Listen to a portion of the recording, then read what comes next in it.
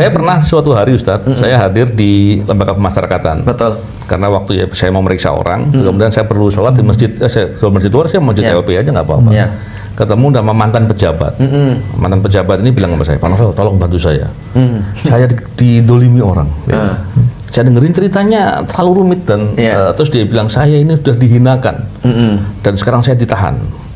Saya juga sebetulnya sering mendengar yang bersangkutan itu sering ada masalah hukum sebenarnya atau masalah korupsi, sering mendengar. Tapi yang dia ceritakan saya hormati. Terus saya bilang sama dia begini, Pak, coba Bapak lihat, jangan-jangan Bapak salah memaknai.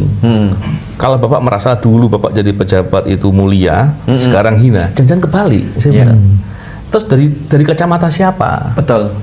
Coba saya bilang, Bapak dulu jadi pejabat, Bapak ingat-ingat, Bapak berbuat dolim, berbuat terima suap, terima gratifikasi, terima lain-lain, atau berbuat menyimpang itu berapa banyak? Maaf Bapak mungkin berzina berapa kali saya bilang. Sekarang Bapak nggak bisa semua selamatin. Bapak sholatnya di masjid, ini padahal kesalahan sholat di masjid, saya bilang, gimana saya bilang.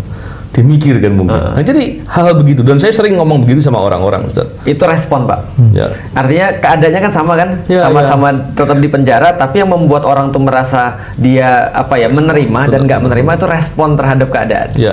Jadi bahagia dan sengsara itu sudah ditentukan di sini sebelum kejadian nyata. Karena itu tergantung respon kita aja sih sebenarnya. Dan saya, Ustaz, dalam pengalaman saya menjadi penyidik atau penegak hukum lah, Ustaz. Belum pernah satu kali pun saya bertemu atau mengetahui ada orang yang berbuat korupsi hidupnya bahagia. Belum pernah. Benar, Pak. Belum pernah. Sama sekali belum pernah. Yang ada, kalaupun dia tampak orang anak-anaknya mungkin sekolah di sekolah-sekolah hebat-hebat, rusak semua kehidupan sosialnya. Yang ada dia bukan bahagia tapi mungkin cosplay jadi bahagia, Pak. Pura-pura bahagia ya. Jadi mestinya itu menjadi pengetahuan. Dan satu lagi, Ustaz. Seringkali kan kalau bicara terkait dengan orang berbuat kejahatan, orang masih bilang gini, udah deh, saya kan masih muda nih, kan gitu. Kalau saya berbuat korupsi sekarang, nanti setelah umur sekian saya bertobat gitu. Paling masuk penjara berapa tahun? Nah, dapat uang saya bertobat gitu. Kan ada gerasi. Gimana Ustaz jelaskannya itu? Kalau di tempat lain potong kepala, di sini potong masa tahanan. Itu kan bahaya itu, Ustaz. Kalau saya kembali lagi, Pak. Lucunya adalah kita tuh seringkali nggak logik terhadap segala sesuatu. Contoh, ada teman saya gini, saya tuh takut naik pesawat, dia bilang gitu. Lah kenapa? Kalau pesawat jatuh kan mati kita.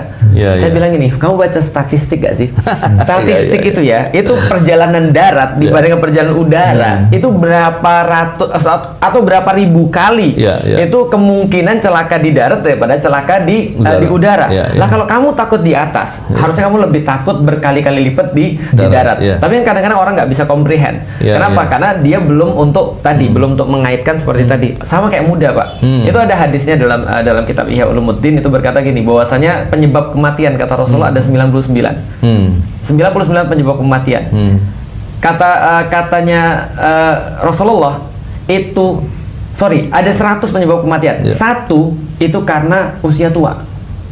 99 penyebab lain itu karena selain tua. Berarti kecil sekali peluangnya.